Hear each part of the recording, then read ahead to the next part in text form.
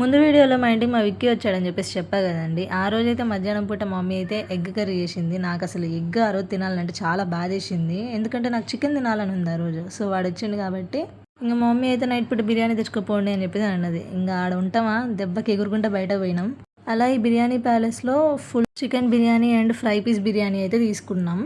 దానికి మా విక్కీ గారు నా ఫేస్ చూసి నేను వచ్చా అని చెప్పేసి అడ్డు పెట్టుకొని నీకు నచ్చినాయని తెచ్చుకున్నావు కదక్క అని చెప్పేసి అని అన్నాడు. అలా కాసేపు అనుకొని ఫస్ట్ బిర్యానీ అయితే ఓపెన్ చేసిన.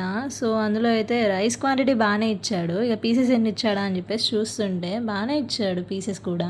అలాగా బిర్యానీలోకి నిమ్మకాయ, ఉల్లిగడ్డ అండ్ అలాగే ఇచ్చే షేర్వాని అన్నిటినీ కలుపుకొని తింటూ ఉంటే సూపర్ ఉంటుంది. కానీ ఆ క్లిప్ మిస్ అయింది, సారీ.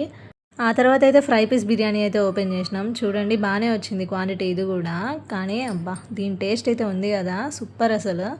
దీని క్వాంటిటీ అండ్ పీసెస్ కూడా బాగానే ఇచ్చాడు. అండ్ ఆల్సో ఫ్రైడ్ ఎగ్ కూడా ఇచ్చాడు.